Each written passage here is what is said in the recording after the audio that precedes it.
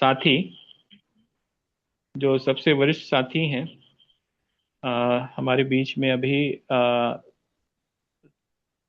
जो है ब्रिगेडियर साहब हैं। ब्रिगेडियर साहब आए और कार्यक्रम की शुरुआत करें, आमंत्रित करें यशवंत जी को आज के विषय पर। आदरणीय ब्रिगेडियर साहब।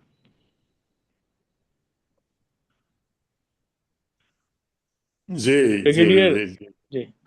उनके बारे में आप जरा थोड़ा डिटेल बता के बताइए, फिर मैं ज्वाइन करता हूँ। हाँ, यशवंत जी प्राकृतिक भवन निर्माण विशेषज्ञ हैं और ये पूरे देश में प्राकृतिक भवन निर्माण के लिए काम कर रहे हैं। और बाकी इतना ही उनका परिचय है, यही उन्होंने मिशन बना रखा है।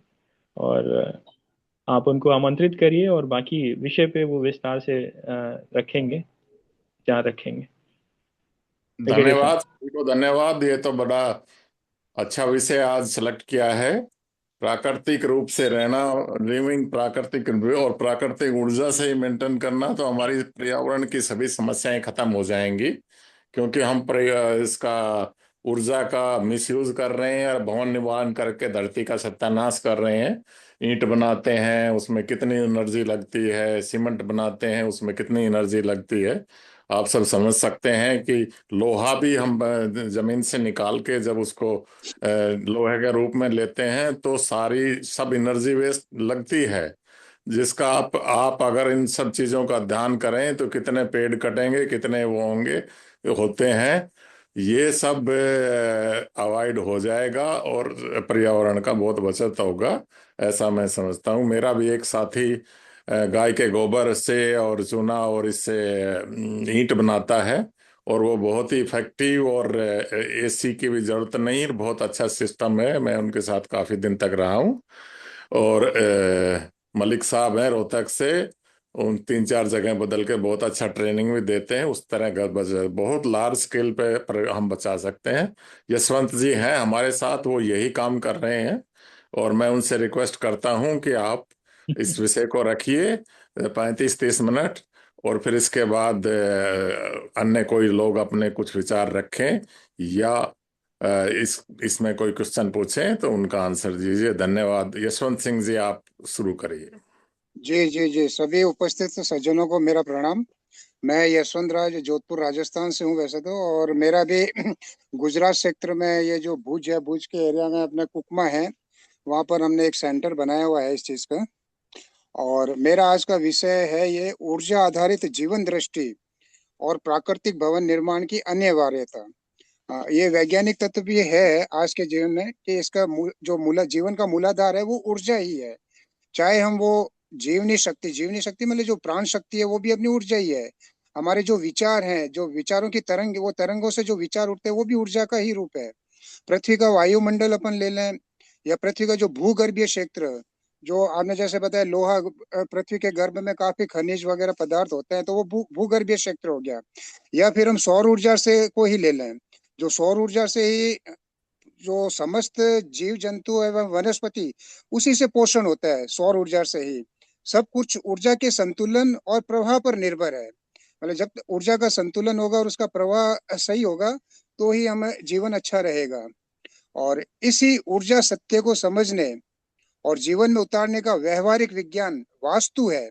जैसे हमारे पौराणिक ये जो है पौराण है, अर्थवेद वगैरह है, स्थापत्य कला है, इसमें वास्तु वास्तु के अंदर जितना पर्यावरण के लिए लिखा गया है, चाहे आप देख लीजिए इंटरनेशनल, जर्मनी हो गया, यूएस हो गया, वो काफी रिसर्च करते हैं। वास्तु के बाद में पर्यावरण का कुछ भी नहीं है। पर्यावरण के लिए वास्तु ने बहुत गहन, और जो हमारे ऋषि मुनियों ने बहुत गहन अध्ययन और रिसर्च बेस्ड थ्योरीज और सिद्धांत है उनके, और उसी का स्वाभाविक विस्तार है प्राकृतिक भवन निर्माण।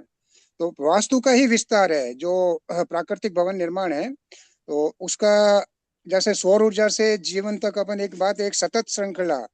सूर्य केवल प्रकाश और उष्मा का स्रोत नहीं होता है, बल्कि पृथ्वी पर समस्त जीवन का प्रेरक केंद्र है। अब मैं आपको बता दूं, जैसे सौर ऊर्जा सूर्य से भी पुराना जल है। अगर हम और भी गहन अगर करेंगे तो जल बहुत पुराना है, सूर्य से भी पुराना है जल। आज जैसे सूर्य की किरणें आती है, जो जल बहुत तप जाता है ना, वो एकदम तीखी किरण अपने को चुभती है, वो जल का ही रूप होता है। तो ये तो एक चलो ऊर्जा का मतलब किस तरीके से जल वाष्पीकृत होता है, किस तरीके से ऊर्जा बनती है, वो एक अलग चीज है। पर अपने है कि पृथ्वी का पर समस्त जीवन का प्रेरक केंद्र सूर्य है। सूर्य से उत्पन्न जो ऊर्जा होती है वो वायुमंडल को सक्रिय करती है, और वायुमंडल से ही में ही जल चक्र, वनस्पति और कृषि को संतुलित करता है। अपना जो वायुमंडल होता है जिसमें विभिन्न प्रकार की गैसेस वगैरह होती है, तो इसको संतुलित करता है। और जैसे वनस्पति है, तो वनस्पति हम जो यूज लेते हैं, तो उससे हमारी प्राणवायु, भोजन और औषधि बनती है। उसी से हमारे जो ऊर्जा ऊर्जा जो हमें कहाँ से मिली, सूर्य से, वायुमंडल से, सूर्य से, वनस्पति में आई, वनस्पति से हमारी हमारे अंदर की प्राणवायु बनी, वो हमारी ऊर्जा, भोजन भोजन हमें ऊर्जा देता है, औषधि हमें ऊर्जा देता है। यही ऊर्जा श्रृंखला है जो मानव शरीर, मन और समाज को पोषित करती है। अब आज मानव शरीर को और मन को, समाज को कि ऊर्जा का विघटन हो चुका है, ऊर्जा मतलब असंतुलित हो रखी है। तो समाज भी विकृत हो रखा है, मानव शरीर भी विकृत है। मतलब आपको काफी व्याधियां वगैरह, नाना प्रकार के मतलब छोटे मोटे रोग से लेके बड़े बड़े रोग तक आपको मिलता है। मन विचलित है, मतलब एक तरह कंसंट्रेशन भी नहीं है, मतलब डिप्रेशन वगैरह, ये बहुत बड़े मतलब साइकोलॉजिकल प्रॉब्लम्स वगैरह काफी होती है इस चीज का। जब ये श्रृंखला कहीं भी टूटती है तो रोग, असंतुलन, विकृति जन्म लेती ही है। और अब जैसे पृथ्वी की ऊर्जा और मानव जीवन को हम समझते हैं, तो पृथ्वी खुद भी एक सजीव ऊर्जा तंत्र है। जैसे हम फूड में देखते हैं ना कि जैसे living food and non non living food, जैसे मैदा वगैरह हो गया तो वो नॉन लिविंग हो गया, गेहूं हो गया तो मतलब उसमें लाइफ है। तो उसी तरीके से जैसे तो भूगर्भीय ऊर्जा जो पृथ्वी की जो अपनी खुद की ऊर्जाएं हैं, जैसे भूगर्भीय ऊर्जा जो अंदर प्लेट्स वगैरह घर्षण होता है तो उससे भी एक ऊर्जा उत्पन्न होती है। सौर ऊर्जा से जब पृथ्वी तपती है तो अंदर से काफी ये जो भूगर्भ में जो होता है घर्षण वगैरह, तो उससे विभिन्न प्रकार के चुंबकीय क्षेत्र बनता है, प्राकृतिक रेडिएशन जो संतुलित रूप से होता है। और मनुष्य का शरीर भी इन्हीं तत्वों, जैसे हमने पंच तत्व है, हमने मिट्टी, जल, अग्नि, वायु और आकाश, इसी से बना हुआ है। और पृथ्वी का भी ये पंच तत्व, जो हमारा जो वायुमंडल है, ये पृथ्वी, वो सब पंच तत्वों से ही बनी हुई है। जब हम कृत्रिम, रासायनिक और ऊर्जा विच्छिन्न भवनों में रहते हैं तो शरीर और पृथ्वी के बीच का ये स्वाभाविक संवाद टूट जाता है। और जैसे मान लीजिए हम आज जैसे मार्बल फ्लोरिंग, सीमेंट की फ्लोरिंग वगैरह में रहते हैं, तो और उसके बीच में भी हम घर में भी चप्पल या जूते पहन कर ही घूमते हैं, तो हमारा संबंध तो पृथ्वी से टूट गया, अर्थिंग तो मिल ही नहीं रही है। शरीर को बिल्कुल जो ऊर्जा मिलनी चाहिए, स्वाभाविक ऊर्जा जो पृथ्वी की, वो मिल ही नहीं रही है। अब आप देखिए जैसे झुग्गी झोपड़ी वगैरह में बच्चे रहते हैं, और भी जो महिलाएं वगैरह और भी पुरुष रहते हैं, आप उनकी इम्यूनिटी चेक करवा लीजिएगा किसी से भी, आप अभी भी देख लीजिएगा। तो उनका क्या है कि सौर ऊर्जा से उनका जो अर्थिंग वगैरह का बहुत बैलेंस है। और हम जो एसी वगैरह में, और जो जो संबंध विच्छेद हो रखा है धरती से, मिट्टी से जो संबंध विच्छेद हो रखा है, हम ज्यादा बीमार रहते हैं उनकी वनस्पत। अब हम जैसे वास्तु है, तो वास्तु केवल एक दिशा नहीं, वास्तु क्या है कि ऊर्जा संतुलन का विज्ञान है एक तरीके से। और वास्तु को केवल यदि हम उत्तर दक्षिण या नक्शे तक सीमित कर दे तो उसका मूल उद्देश्य खो जाता है। क्योंकि आजकल केवल यही तक समझते हैं कि वास्तु केवल दिशाओं का ज्ञान है, भवन के लिए ही है। वास्तु केवल भवन और दिशा का ज्ञान ही नहीं, वास्तु पर्यावरण के लिए भी बहुत कुछ कहता है। वास्तु अपने को जो सजीव चीजें हैं उसका कैसे उपयोग हो, औषधियों का, इवन जो भवन निर्माण में विभिन्न प्रकार की औषधियां, वनस्पतियां काम आती है। जैसे मैं आपको बता दूं, गुड़ काम आता है, हरड़ काम आती है, ये दालें होती है, उड़द की दाल भी काम, जो हमारे जो प्राचीन समय में जो भवन वगैरह बनते थे, महल बनते थे, जैसे चूना वगैरह को स्टेबलाइज करना होता था तो मेथी आती है, जो दाना मेथी होती है वो भी काम आती है। एलोवेरा हो गया, एलोवेरा का रस भी काम आता है भवन निर्माण में। तो इस तरह के केवल मतलब वास्तु को हम केवल उत्तर दक्षिण नक्शे तक सीमित कर दिया है उन लोगों ने। बाकी क्या है कि उसका जो वनस्पतियों आधारित जो सजीव, पूरा सजीव सामग्री यूज में होती है उसके अंदर, वास्तु के अंदर। वास्तु में क्या होता है, सौर ऊर्जा की महत्वता बताई जाती है। जैसे सूर्य पूर्व से उदय होके वो दक्षिण से होता हुआ पश्चिम की तरफ जाता है, तो उसका भी भवन के ऊपर क्या क्या प्रभाव पड़ता है, उसकी सौर ऊर्जा की महत्वता होती है। उसके वास्तु में वायु प्रवाह का संतुलन देखा जाता है, और जल की सकारात्मक स्थिति भी देखी जाती है उसके अंदर। और पृथ्वी की स्थिर ऊर्जा से सामंजस्य बनाया जाता है। और इन सब का जो समन्वित विज्ञान है, उसी को हम प्राकृतिक भवन निर्माण या वास्तु को कागज से निकालकर जीवन जीवन में उतार देता है। मतलब एक प्रफुल्लित जीवन देता है। अगर ऊर्जाओं को हम संतुलित कर लें, सभी ऊर्जाओं को, तो एक प्रफुल्लित जीवन देता है। अब प्राकृतिक सामग्री है जो वो जड़ नहीं है, ऊर्जा संचित माध्यम है। ऊर्जा जैसे मैंने बताया, सौर ऊर्जा से वनस्पतियों में ऊर्जा संचित हो चुकी है। अब जैसे हम गोबर, जैसे मिट्टी मरी हुई मिट्टी है, जैसे कहते हैं ना फर्टिलाइजर्स पेस्टिसाइड से मिट्टी मृत हो चुकी है, तो हम उसको जीवित कैसे करते हैं? जैसे जीवामृत बनाते हैं, गोबर वगैरह डालते हैं, गौमूत्र डालते हैं, बैल का गोबर, जैसे माइक्रोब्स, अच्छे माइक्रोब, तो उसको वापस से वो सजीव हो जाती है मिट्टी। तो ऊर्जा मतलब क्या हुआ, ऊर्जा ऊर्जा हमने स्थापित कर दी ना उस मिट्टी में। तो इसी तरीके से हम भी क्या कि प्राकृतिक सामग्री है जो वो ऊर्जा स्थापित करता है। मिट्टी हो गई, लकड़ी हो गया, चूना हो गया, पत्थर हो गया, गोबर हो गए, रेशे हो गए, जैसे रेशे चावल का भूसा हो गया, सरकंडे हो गए, इवन जो ये जो गेहूं के भूसे वगैरह हो गए, इसका भी भवन निर्माण में। अभी मैं आपको बता देता हूँ, अगर चूने के साथ में हम चावल की भूसी को जला के उसका जो एक बनता है हस्क, ऐसे राइस हस्क ऐसे बोलते हैं, उसमें बहुत अच्छा सिलिका कंटेंट हो जाता है। वो इतना पक्का बनता है, जैसे हमने गांधीधाम में भी ये किया था, पूरी दीवार बनी, बाहर जो नमी वगैरह बिल्कुल नहीं आती है, वो सीमेंट की तरह मजबूत हुआ है। और ये सभी जीवित प्रकृति से उत्पन्न सामग्री है। और इनकी विशेषता ये हो जाती है, ये ऊर्जा संग्रहित करती है, और इनकी ऊर्जा जीवन भर रहती है, मतलब। और नमी, ताप और ध्वनि को स्वतः संतुलित करती है। इसमें जैसे एकॉस्टिक, साउंड प्रूफ वगैरह, थर्मल रेजिस्टेंस वगैरह, ह्यूमिडिटी कंट्रोल, सब ये रहता है। जो दीवार होती है वो श्वास लेती है, जैसे हमारा शरीर श्वास लेता है, उसी तरह से हमारा भवन भी श्वास लेता है। तो जब नमी होती है बाहर ज्यादा है, तो वो अपने आप ही कंट्रोल कर लेता है अंदर को। तो उस हिसाब से हमारे शरीर के, जो हमारा शरीर का ऑरा है, या हमारे जो तत्व चल रहे होते हैं, जैसे सूर्य नाड़ी या चंद्र नाड़ी चलती है, जो तासीर गर्म है या ठंडी है, तो भवन उस हिसाब से हमारे को मेंटेन कर लेता है। तो उससे स्वास्थ्य, बीपी वगैरह काफी कंट्रोल रहता है। अब ये क्या है कि मानव शरीर की ऊर्जा की तरंगों के साथ भवन की ऊर्जा की तरंगे जो होती है ना, एक रिजोनेंट हो जाती है, रिजोनेंस बना लेती है, एक साथ अनुनाद करती है। तो उससे क्या है कि हमारे जो अच्छे हार्मोन्स होते हैं, तो वो भी अच्छे से सिक्रेट होते हैं, हमारे खुशनुमा माहौल बनता है। आप देखिएगा, ये देखिए, ये तो बातें हैं, पर आप कभी भी आप प्राकृतिक भवन में जाइएगा, ये अनुभव करने की चीज है। मतलब आप जैसे ही किसी प्राकृतिक भवन में जाएंगे, तो आपको खुद सेंस हो जाएगा, आप अनुभव कर लेंगे इस चीज को, कि भाई कि मतलब कि बाहर के तापमान में और अंदर के तापमान में, और हम जो ये जो कंक्रीट और स्टील और रासायनिक पेंट और जो ऊर्जा को प्रतिबंधित करते हैं या अवरुद्ध करते हैं, वैसे भवनों में और इस भवनों में कितना आपको डिफरेंस अपने आप ही महसूस होगा। और जिससे क्या कि मानसिक तनाव और शारीरिक विकार बढ़ते हैं, ये सीमेंट वगैरह उसके अंदर, तो ये जहाँ ये ऊर्जा प्रतिबंधित और अवरुद्ध होती है। और उल्टा विपरीत उसके, जैसे हम ये जो प्राकृतिक भवनों में रहते हैं, तो हमारे यहाँ मन प्रफुल्लित रहता है। जैसे जल के निकट होता है, इलेक्ट्रॉन से अच्छे बता दे, वैसे कण कण में शंकर है, तो उसी तरीके से each and every particle made of atom, तो उसमें हर पार्टिकल में एटम होता है, तो इसमें एक्टिव रहता है प्राकृतिक सामग्री के में। और आज की कठिन परिस्थिति उनका मूल कारण आज हम देख रहे हैं, रोगों में असामान्य वृद्धि होगी, मानसिक अस्थिरता और विचारों का विरोधाभास भी हो गया है।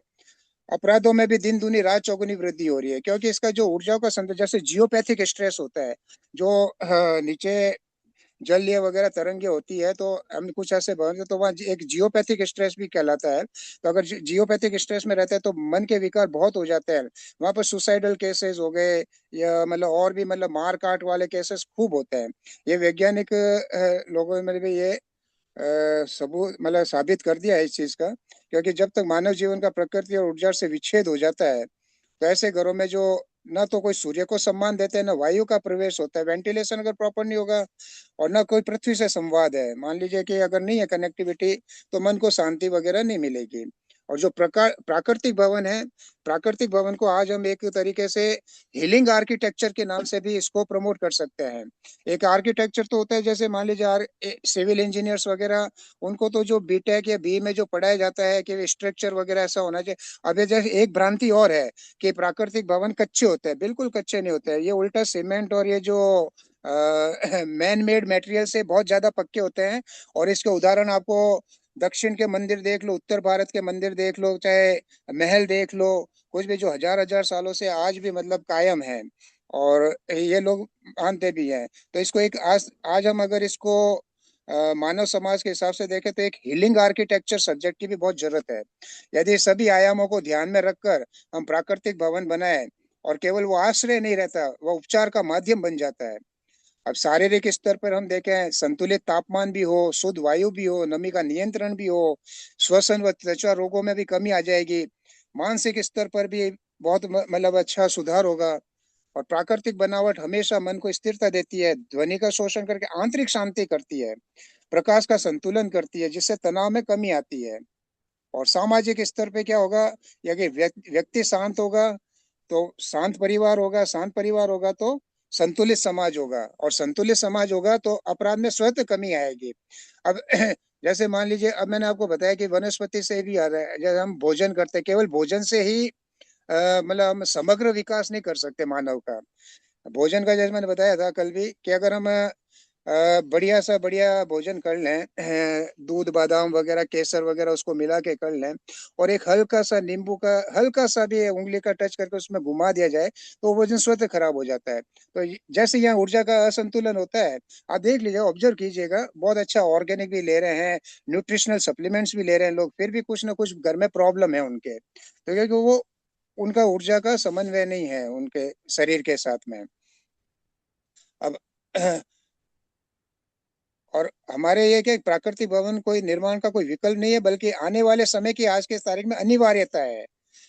ये जीवन की रचना का है, मतलब प्राकृतिक भवन बनते तो केवल दीवारें उठाने का काम नहीं है कि हमने दीवारें उठा ली वगैरह, तो इसके जो अंदर के जो मानवता की पुनर्स्थापना का मार्ग है, जिसमें पर्यावरण का भी बहुत ध्यान रखा जाता है।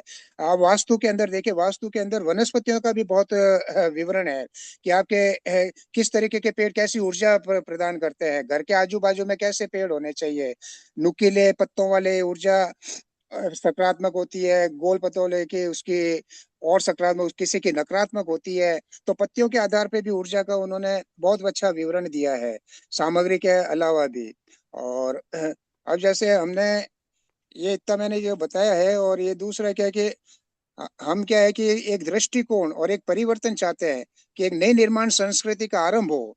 और ये एक मतलब एक अकेला आदमी तो कुछ कर नहीं सकता है कि भाई कि एक जो मेरा दृष्टिकोण और हम परिवर्तन चाहते हैं, तो ये एक जो समग्र सारा होगा तो एक पूरा कंबाइंड में ही होगा, मतलब एक समाज को, एक मतलब बहुत बड़े समाज को एक साथ होकर ये करना पड़ेगा। और इसके लिए हमने ये भी हमने परिकल्पना की है कि 1 लाख आबादी के ऊपर मैं सुपरवाइजर तैयार करने को इच्छुक हूँ, कि वो मतलब पूरा जो भी वास्तु है, ऊर्जा है, क्या क्या प्राकृतिक सामग्री होती है, क्या क्या किस तरीके के स्ट्रक्चर होना चाहिए, लोड बियरिंग वगैरह, तो ये सारा उनको हम समझाएंगे, बताएंगे, सारा प्रैक्टिकल इंटर्नशिप भी कराएंगे। तो अगर 1 लाख आबादी पे एक सुपरवाइजर बनता है, और आगे से आगे धीमे धीमे सब इस तरीके का कुछ स्ट्रक्चर बने, कोऑर्डिनेशन हो, तो इसमें जो निर्माण जगत में एक थोड़ा हम परिवर्तन ला सकते हैं, जो प्राकृतिक भवनों के लिए जो मिथक है तोड़ सकते हैं लोगों के प्रति।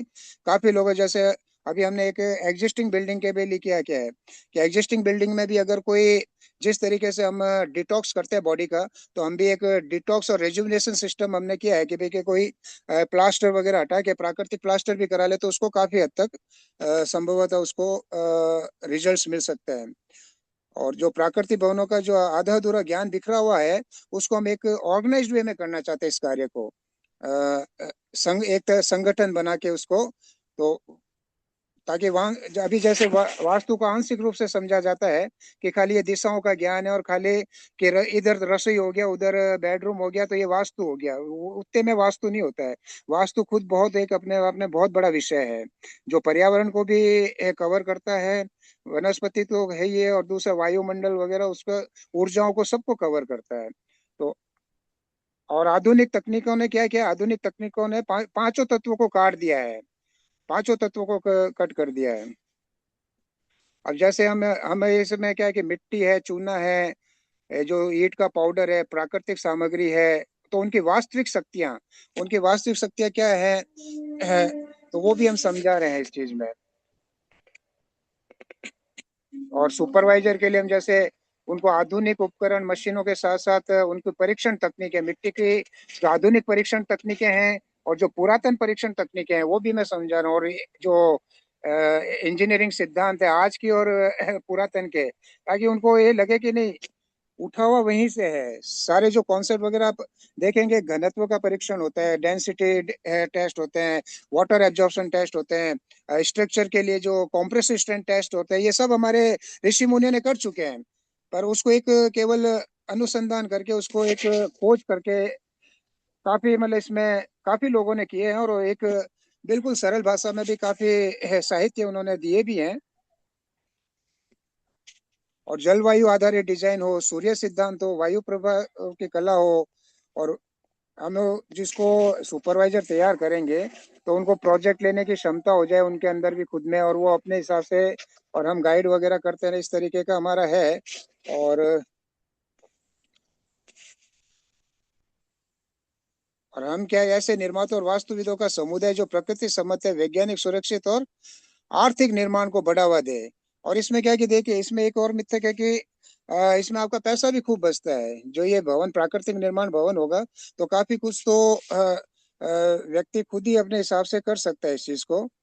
और प्राकृतिक निर्माण को सरल, वैज्ञानिक और मुख्य धारा में लाना है, और वास्तु और आधुनिक तकनीक के बीच के खाई को खत्म करना है, और परंपरा और विज्ञान पर आधारित कम लागत पर अधिक दीर्घायु निर्माण पद्धतियों को लोकप्रिय करना है। तो इस तरीके का हमारा ये ऊर्जा संतुलन का है, जो भवन के द्वारा हम प्राप्त कर सकते हैं। और जैसे मैं इसमें बता दूं, हमने सूर्य सिद्धांत, वायु प्रवाह, जलवायु भवन, शिल्प शास्त्र, आधुनिक और प्राचीन मापन प्रणाली, ये सारा हमने इसमें कवर किया है। और हम एक इसमें ये भी चाह रहे हैं, जैसे जिस तरीके से प्राकृतिक भवन निर्माण के जो आर्टिसन हैं, कारीगर हैं, कामगार हैं, जो ये कला जानते हैं, और कुछ तो ऐसे जो अपने तक ही सीमित रखना चाह रहे हैं, क्योंकि उनके पास ऐसा कोई सिस्टम नहीं है आज की तारीख में जिससे वो सीखने के बाद रोजी रोटी मिल जाए उनको। और और उनको एक्सेप्ट करने वाले भी इतने तादाद में नहीं आज समाज के अंदर। और ना समाज में जो कोई चाहता भी है ना कि इस तरीके का आर्टिसन आ जाए और मेरा इस तरीके का कार्य कर दे, उनको जानकारी भी नहीं है। तो हमारे पास इस तरीके के आर्टिसन और कारीगर और कामगारों की भी सूची है, जो मतलब बहुत एक्सपर्ट है इसमें प्राकृतिक भवन में। जो पहले हमारे जैसे राजस्थान में चूना बेस्ड, ये सुर्खी बेस्ड, ये जो आरएस प्लास्टर, चमक वाला प्लास्टर वगैरह, जो पूरा नेचुरल नेचुरल पेंट भी, जो नेचुरल पेंट भी 100 साल तक खत्म नहीं हो गए, जिसमें ये वॉलेटाइल के केमिकल्स वगैरह कुछ नहीं होता है। वो जो प्राकृतिक जैसे बने फूलों से, सब्जियों से, इनसे भी इनके रस निकाल के और इनका जो रंग निकाल के उसको स्टेबलाइज करके कलर बनाते हैं, वो आज भी है हमारे पास में। वो चाहते हैं कि हमारी, उनको भी पहचान मिले, तो हम ये भी चाह रहे हैं उनको भी पहचान मिले, और उनको समुचित उनका मतलब मान भी मिले। समुचित मान के साथ साथ उनको उनका मतलब क्या कहते हैं, धन भी मिले उनको। क्योंकि काफी होता है कि साहब ये तो इतना है। भाई देखो, जो कोई चीज प्राकृतिक होती है ना, जो कुछ जैसे ऑर्गेनिक में भी मान लो 100 रुपया किलो कोई गेहूं मिल रहा है, तो ऑर्गेनिक अपन 125 रुपये किलो बेचते हैं। तो इसी तरीके से प्राकृतिक सामग्री में भी ये हो जाता है कि 100 रुपए की कोई सीमेंट मिल जाए तो इसमें भी 110 120 रुपया जाता है, क्योंकि उसमें मेहनत लगती है, लेबरियस काफी होता है। और हम भी ये चाहते हैं कि उसका आर्टिसन, कारीगर, कामगार का भी शोषण नहीं हो, और जो उसको उसको वो दाम मिलना चाहिए जो उसका हकदार है। और आर्टिसन भी ऐसा मुंह मांगा दाम नहीं ले ले कि उसको, कि मतलब कि परिवारों का या समाज का मोह भंग हो जाए इस चीज के लिए। तो हम ये भी, इसका भी सिस्टम एक डेवलप कर रहे हैं इस चीज के लिए, कि दोनों के बीच की खाई को हम कैसे पूर्ण कर सकते हैं। तो इस दूरी को मिटाने के लिए हम प्राकृतिक भवन निर्माण कामगारों को उनका समुचित श्रम मिले, उनको सम्मान मिले, ऐसा संगठन समुदाय भी खड़ा करना चाहते हैं, जिससे क्या है कि समाज को भी अच्छा लाभ मिले और उनको भी अच्छा समुचित श्रम और सम्मान मिले। और जब ये प्रकृति ने हमें भरपूर रंगों से रंगा है संसार को, तो हम प्राकृतिक रंग रोगन सब उपलब्ध है, फिर हम रसायन युक्त रंग क्यों काम में ले रहे हैं? क्योंकि अब देखो, रसायन युक्त रंग काम में ले रहे हैं, रसायन युक्त सारी चीजें काम में ले रहे हैं। अब जैसे मार्केट, अब अंग्रेजी वर्ड है ये मार्केट, ये मार्केट नहीं होके एक तरीके से मारकाट वाला काम हो गया है। और ये फार्मा इंडस्ट्री, जैसे मेरा सोचना है, जैसे हम विचार रखते हैं कि जो फार्मा इंडस्ट्री बहुत बड़ा है, और एक जो चलता है कि मानव समाज को कैसे बीमार करें, और मानव समाज बीमार होगा तो ये फार्मा इंडस्ट्री और जो मेडिकल जो है, मेडिकल साइंस कैसे ग्रो करेगा। तो जब तक मानव को बीमार नहीं करे, समाज को बीमार नहीं करेंगे, तो ये फार्मा इंडस्ट्री और ये मेडिकल साइंस नहीं चल पाएगी। तो ये मार काट वाली बात हो गई है। तो अब ये क्या, कस्टमर भी क्या, कष्ट से मरने वाला कस्टमर बना दिया है। हम हमें तो जो ग्राहक बनाने हैं साहब, हमारा जो शुद्ध है ना ग्राहक, ग्राहक क्या होता है, जो ग्रह मतलब ग्रहण करना, स्वीकार करना, अपनाना, धारण करना। हम ये चाहते हैं कि हमारा जो प्राकृतिक भवन निर्माण है और ये जो संस्कृति है, कोई ग्राहक है उसको स्वतः ग्रहण करे। हम उसको थोपना नहीं चाहते, कि वो देखे, मतलब समझे उस चीज को, उसको स्वीकार करे, ग्रहण करे, अपनावे या उसको धारण करे। खुद के जीवन में तो करे करे, अपने परिवार में, कुटुंब में, अड़ोस पड़ोस, समाज में भी। तो इस तरीके का हम एक माहौल बनाना चाहते हैं। तो ये क्या है कि अब ये कोई वस्तु या सेवा विचार को ग्रहण करे, उसे ग्राहक कहते हैं, वो वाली बात हो गई। ग्रहण ग्रहण करने वाला, स्वीकार करने वाला होना चाहिए। हम थोपना भी नहीं चाहते कि हमारे से प्राकृतिक बन गए, करो ही करो, ऐसा कुछ करो करो। तो हम कुछ इस तरीके का जो ब्रांडिंग बोलते हैं ना, तो ब्रांड इस तरीके का बने प्राकृतिक भवन का कि वो अपने आप ही ग्रहण करना शुरू कर दे, है ना। तो ग्राहक केवल खरीदने वाला व्यक्ति नहीं चाहिए हमें, बल्कि वो चाहिए जो उसके मूल्य को समझकर स्वीकार करे और उसकी उपयोगिता को, मतलब उसको अनुभव करके, अब अनुभव करके उसको उपयोग को समझे और उसको अपनावे, और उसका विश्वास के साथ हमारा संबंध बने। तो इस तरीके का हम ये चाहते हैं। तो इस तरीके का कोई संगठन हो। एक्चुअली क्या है कि मैं काफी समय से था, फिर हमें बात हुई। तो मेरा क्या है कि थोड़ा संगठन को कैसे बनाना, कैसे उसको मैनेज करना, ये वो सारा। जैसे बिजनेस प्लान भी है, तो हम भी पहले देखते थे short term planning, long term planning, mid term planning, flexible planning होनी चाहिए, ये सब कुछ होना चाहिए काफी। तो एक अगर मेरे को कोई प्लेटफॉर्म मिल जाता है और हमारे इस तरीके से साथ हो जाए, तो हम इस पे बहुत कुछ करना चाहते हैं, सबको जोड़ के और एक अच्छा समाज में कार्य करना चाहते हैं। और अब है कि इस तरीके का मैं, और वैल्यू जो ग्राहक है, तो वो तो मैं वैल्यू खरीदता है, क्योंकि वो अनुभव की बात है।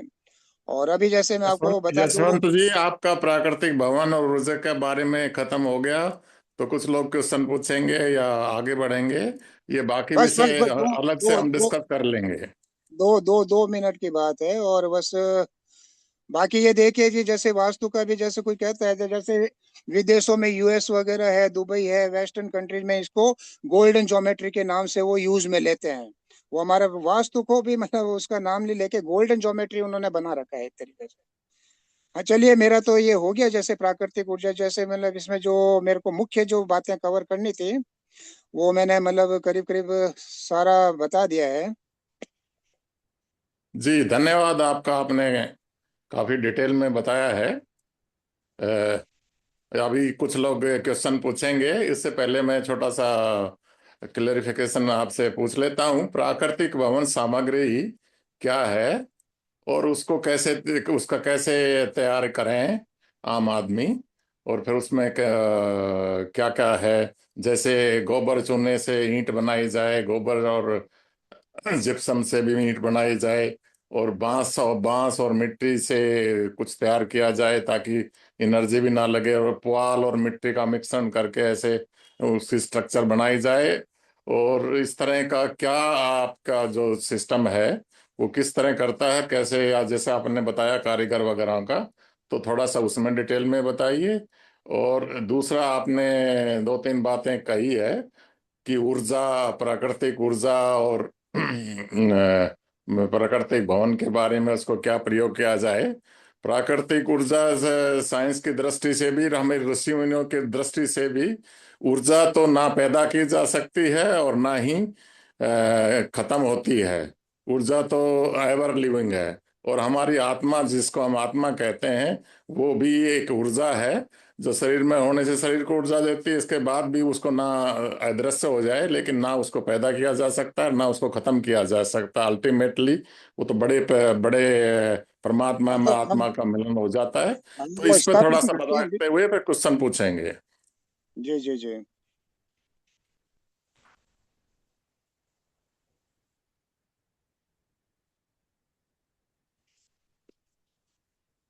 बोलिए जसवंत जी। हाँ जी। हमारा क्या है कि आप जैसे हम, प्राकृतिक भवन की सामग्री कैसे तैयार की जाए, और फिर ऊर्जा के बारे में ये बताइए जो मैंने पूछा है। हाँ, प्राकृतिक भवन की सामग्री का ऐसा है, जैसे हम तो, हमारा मेन उद्देश्य रहता है कि जहाँ का लोकल होता है ना, जो लोकल में ही जो अवेलेबल रिसोर्सेज हैं, जैसे मिट्टी सब जगह अवेलेबल है, ठीक है ना। तो उसी मिट्टी को हम विशेष ज्यादा से ज्यादा मिट्टी को यूज करते हैं। और वहीं के मतलब मिट्टी से ईंट का निर्माण भी हो जाता है। और दूसरा, जैसे चूना, जैसे कहीं कहीं कहीं चूना नहीं अवेलेबल होता है, तो चूना तो मंगाया भी जा सकता है। और मिट्टी हो गया, ये चूना हो गया। गोबर का क्या, गोबर का लिपन में, गोबर का क्या कि है, बेसिकली क्या है कि इतना प्रोडक्शन नहीं हो पाता है, कि काफी कमी रहती है। कि ईंटों का भवन निर्माण में ज्यादा से ज्यादा मिट्टी का ही उपयोग करते हैं। जैसे उसकी नींव की खुदाई हो गई तो वहां की मिट्टी हो गई, तालाब की मिट्टी हो गई, इस तरह की मिट्टी से लाके हम उसको स्टेबलाइज करते हैं, मतलब उसको फर्मेंट करके उसको स्टेबलाइजेशन हो जाता है। तो उसके अंदर जैसे प्राकृतिक हम जैसे गुड़ हरड़ का भी मिश्रण डालते हैं, मेथी का भी डालते हैं। तो ये जो वनस्पतियों का काफी वनस्पति होती है, एलोवेरा, ये ग्वारपाठा वगैरह का भी उसको तो मिट्टी को स्टेबलाइज करके ये किया जाता है। उसकी ईंटें भी बनती है, एडोबी जो बोलते हैं, ईंटें बना के उससे भी हम करते हैं। जैसे बांस है तो बांस का भी हम छत वगैरह तो बांस से हम बनाते हैं, कॉलम है बांस से बन जाते हैं। अलग अलग तरह के बांस की जो आती हैं स्पेसीज, तो उसके हम बांस के कॉलम बन गए, बीम बन गए। और दूसरा क्या है कि छत के ऊपर भी जो राफ्टर वगैरह जो डालते हैं वो बांस से बन जाते